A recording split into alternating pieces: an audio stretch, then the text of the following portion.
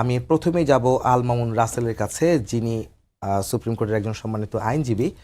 আমি জানতে চাই আপনার কাছে, এই আমাদের যে বিষয়টি আজকে, যে অপারেশন ডেভিল হান্ট ফেজ 2 যেটা চালু করতে যাচ্ছে বা সরকার ঘোষণা দিয়েছে স্বরাষ্ট্র উপদেষ্টা, এর আগে আমার প্রশ্ন থাকবে যে ওসমান হাদি হত্যা চেষ্টা মূলত বৃহৎ চক্রান্তের ক্ষুদ্র অংশ, এটা বলছেন বিএনপির স্থায়ী কমিটির সদস্য মির্জা আব্বাস। তিনি এটাকে বিচ্ছিন্ন ঘটনা দেখছেন না। এটাকে আপনি আসলে কিভাবে মূল্যায়ন করবেন? আসলে কারা করছে এই হামলা? জি, অসংখ্য ধন্যবাদ সালিহিন ভাই আমাকে চমৎকার প্রয়াসে অন্তর্ভুক্ত করার জন্য। সাথে আমার সহ প্যানেলিস্ট, খুব আমার সিনিয়র বড় ভাই মোশাররফ ভাই এবং সময় টিভি যারা দর্শক আছে তাদেরকেও শুভেচ্ছা জানাচ্ছি। আপনি জানেন, রাত পোহালে আমাদের শহীদ বুদ্ধিজীবী দিবস 14ই ডিসেম্বর। জি, আমরা শহীদরা যারা আমাদের জীবন দিয়েছে দেশ সুন্দর করার জন্য, সেই বুদ্ধিজীবী শহীদদের আত্মার মাগফিরাত কামনা করছি। এবং সাথে সাথে আপনি আমাদের আরেকটি সূর্য সন্তানদেরকে হত্যা করা হয়েছে 2009 সালে, এই 25শে ফেব্রুয়ারি পিলখানা পায় 57 জন পার্শ্ববর্তী রাষ্ট্রের সহযোগিতায়, যেটি তদন্ত প্রতিবেদনে আসছে। সেনা কর্মকর্তা যারা সূর্য সন্তান ছিল তাদেরকে হত্যা করা হয়েছে, তাদেরও আত্মার মাগফিরাত কামনা করছে। দেখেন, ফ্রেঞ্চ দার্শনিক একটা চমৎকার কথা বলেছেন যে বিপ্লব, রেভলিউশন ইটস চিলড্রেন, বিপ্লব তার সন্তানদেরকে খেয়ে ফেলে। আজকে আমাদের এই নতুন বাংলাদেশ আমরা পেয়েছি।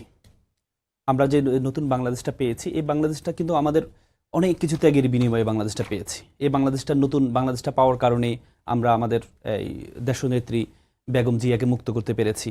জামাতের নেতৃবৃন্দরা তারা এই তাদের উপর যে কলঙ্ক ছাপ দেওয়া হয়েছে সেটা থেকে তারা মুক্ত হতে পেরেছে। সুন্দর একটা বাংলাদেশ আমরা উপহার পেয়েছি যারা বিপ্লবী ছিল তাদের বিপ্লবের কারণে, ছাত্র জনতার কারণে। কিন্তু সেটি আমরা তাদের ফলাফলটা কি পাচ্ছি?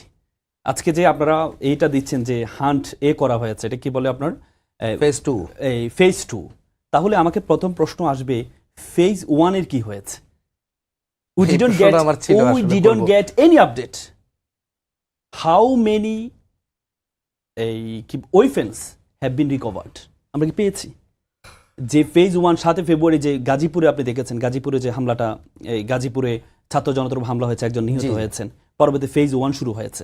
আমরা প্রথম 2-3 দিন দেখছি 7,000 8,000কে গ্রেপ্তার করা হয়েছে।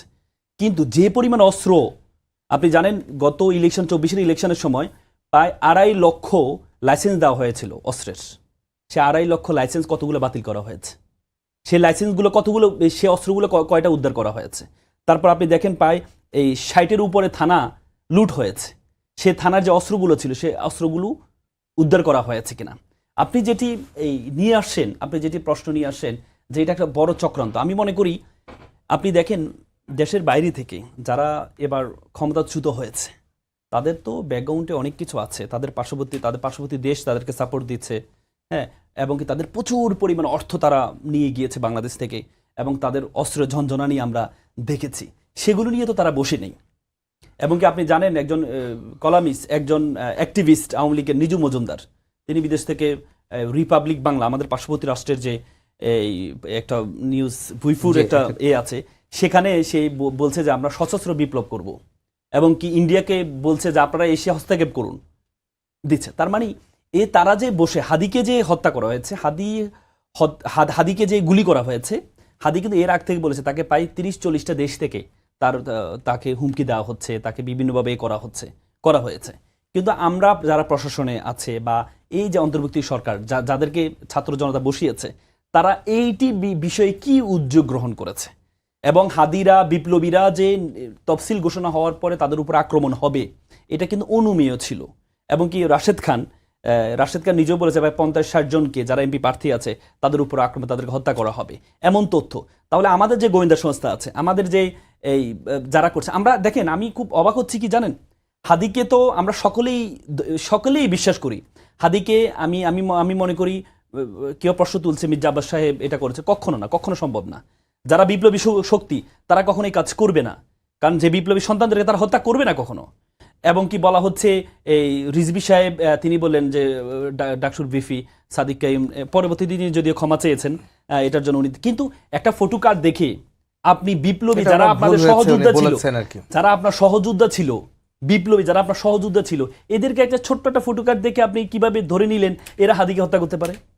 এটা আমার মনে এটা- হয় উনি দুঃখ প্রকাশ করেছেন, দুঃখ বিষয়টা প্রকাশ নিয়ে ভুল করেছেন। কারণ এই বলেছেন। ধারণাটা কেন হয়? এটা নিয়ে আসলে এই ধারণা যদি হয়, এই ধারণা যদি তৈরি হয় যে কোনো পক্ষের কাছে, এই ধারণা যদি তৈরি হয়, তাহলে তৃতীয় পক্ষ যারা সুযোগ সন্ধানী তারা কিন্তু সুযোগটা কাজে লাগাবে না, এবং এটার কাজে সঙ্গে লাগাচ্ছে। add করি যেটা আপনি রিজভি ভাইয়ের কথা বললেন, রিজভি আহমেদ যেটা বিষয়, একই সঙ্গে মির্জা আব্বাসের সাথে যে ঘটনাটা ঘটেছে গতকালকে ঢাকা মেডিকেলে, নিন্দনীয়। জুমা যে প্রশ্নটা করেছে তিনি কেন এখানে এসেছেন বা নিন্দনীয় একটা এবং মব তৈরি এটা- করার একটা বিষয় যে এটা তৈরি দেখেন, হয়েছিল, শুধু মির্জা এটা আব্বাস কেন সাহেব না, আর কি? শুধু মির্জা আব্বাস সাহেব না, এই জামাতের আমির গিয়েছেন, ওনাকেও ভুয়া ভুয়া ধ্বনি দেওয়া যে হয়েছে। আমরা দেখছিলাম জামাতের আমিরকেও দেওয়া হয়েছে, মির্জা আব্বাসকে দেওয়া হয়েছে। এটা কেন আসলে? এটাকে আসলে দেখেন, এটাকে আমরা এত সিরিয়াসলি নেওয়া উচিত না, কারণ ওখানে যারা আছে, যারা তার সহযোদ্ধারা ছিল, তারা ওই সময় শোকাহত, তাদের আসলে কিংকর্তব্য বিমূঢ়, ওই সময় মাথা ঠিক থাকে না।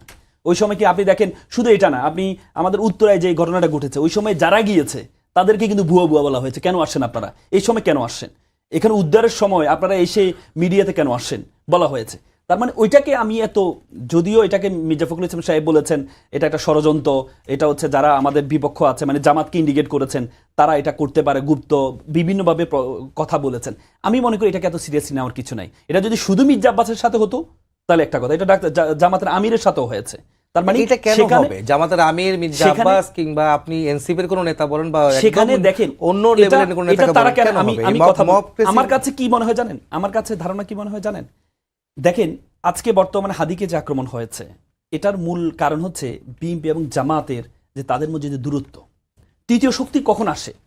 জামাত এবং বিএনপি গত 17-18 বছর একসাথে ছিল, একসাথে থাকার কারণে যে একটা শক্তি তৈরি হয়েছে, জামাত এবং বিএনপির মধ্যে, তাদের মধ্যে কিন্তু একটা সিমিলারিটি আছে। তারা আওয়ামী লীগের মতো অ্যাগ্রেসিভ না, তারা আওয়ামী লীগের মতো তারা দেশের স্বার্থের জন্য কখনো পিলখানার মতো 17 জন অফিসারকে হত্যা করবে না। তারা দেশের স্বার্থে এগিয়ে। এই দিক থেকে আমার মনে হয় যে বিএনপি এবং জামাতের মধ্যে এখন যে দূরত্বটা তৈরি হয়েছে, এই দূরত্বটার কারণে তৃতীয় একটা শক্তি তারা চলে আসছে। তাদের কারণে হাদির উপর আক্রমণ হয়েছে। যদি বিএনপি এবং জামাত যদি ঐক্যবদ্ধ থাকতো, এবং কি জুলাই বিপ্লবে যারা অংশগ্রহণ করেছে প্রত্যেকটা স্টেক হোল্ডার যদি একসাথে থাকতো, জি। তাহলে কিন্তু এই যে তৃতীয় শক্তির আবির্ভাব, আমি মনে করি যে দেখেন, বৈচিত্র্যতার মধ্যে ঐক্য প্রয়োজন। আমাদের মধ্যে কেউ জাতীয়তাবাদ, কেউ ইসলামী বিশ্বাসী, কিন্তু এই আমি যে ঐক্যের ঐক্যটা, প্রশ্নে আসবো, রাসেল সাহেব। আমি এবি মোশাররফ হোসেন আপনাকে জানতে চাই, সেটা হচ্ছে যেই প্রশ্নটা আমি শুরু করেছিলাম ওনাকে, যে মির্জা আব্বাস যে কথাটা বলেছেন যে বৃহৎ চক্রান্তের ক্ষুদ্র অংশ, যেটি কোনো বিচ্ছিন্ন কোনো ঘটনা নয়, তো এই বিষয়টি আসলে কেন এই প্রেক্ষাপট তৈরি হচ্ছে যে আজকে উনি যেমনটি বলছিলেন যে ঐক্যে আসলে জামাত বিএনপির মধ্যে তাদের মধ্যে দূরত্ব আসলে তৃতীয় পক্ষ শক্তি বা কাজে লাগাচ্ছে, আপনি কি তাই মনে করেন যে তৃতীয় পক্ষ সুযোগ নিচ্ছে এই ধরনের ঘটনা, একজন প্রার্থী বা জুলাই যোদ্ধার উপর এরকম হামলা? ধন্যবাদ আপনাকে সালিহিন, ধন্যবাদ আমার সহ আলোচক অ্যাডভোকেট রাসেল সহ যারা আমাদেরকে শুনছেন, সবাইকে আমি শুভেচ্ছা জানাচ্ছি। আপনি একটা জিনিস লক্ষ্য করবেন, একটা ষড়যন্ত্র কিন্তু দীর্ঘদিন ধরে চলছিল। কারণ এই গত 11 তারিখ তফসিল ঘোষণার আগে বাংলাদেশের আপনি যে কোনো মানুষকে যদি জিজ্ঞেস করতেন, নির্বাচনীয় সবার মাঝে কিন্তু একটা কনফিউশন ছিল, আসলে নির্বাচন হবে। জি, এই প্রশ্নটা ছিল ছিল। জি। কিন্তু 11 তারিখ যখন এই শিডিউলটা ডিক্লেয়ার হয়ে গেল, তখন এই ষড়যন্ত্রকারীরা যারা এই প্রোপাগান্ডা তৈরি করে, তাদের মধ্যে কিন্তু একটা অস্থিরতা দেখা দিয়েছে।